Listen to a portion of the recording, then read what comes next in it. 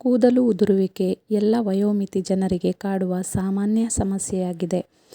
ಇಷ್ಟೇ ಅಲ್ಲ, ಇದರೊಂದಿಗೆ ತಲೆಹೊಟ್ಟು, ಬಿಳಿ ಕೂದಲು ಹೀಗೆ ಹಲವಾರು ಸಮಸ್ಯೆಗಳು ಉದ್ಭವವಾಗುತ್ತವೆ.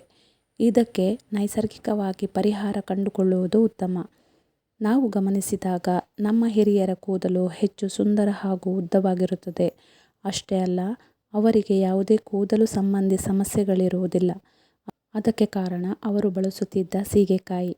ಈ ಸೀಗೆಕಾಯಿಯನ್ನು ವಾರಕ್ಕೆ 2ರಿಂದ 3 ಬಾರಿ ಕೂದಲಿಗೆ ಹಚ್ಚಿ ಸ್ನಾನ ಮಾಡುವುದರಿಂದ ಕೂದಲು ಬಿಳಿಯಾಗುವುದಿಲ್ಲ ಮತ್ತು ಬಿಳಿ ಕೂದಲಿದ್ದರೂ ಅವು ಕಪ್ಪು ಬಣ್ಣಕ್ಕೆ ತಿರುಗುತ್ತವೆ.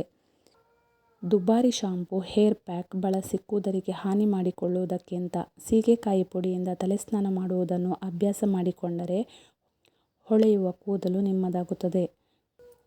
ಶಾಶ್ವತವಾಗಿ ತಲೆಹೊಟ್ಟಿಗೆ ಪರಿಹಾರ ಬಯಸುವವರು ಸೀಗೆಕಾಯಿ ಪುಡಿಯನ್ನು ಬಳಸಿ. ಇದು ಕೂದಲಿನ ಎಲ್ಲ ಸಮಸ್ಯೆಗಳಿಂದ ಮುಕ್ತಿ ನೀಡುತ್ತದೆ.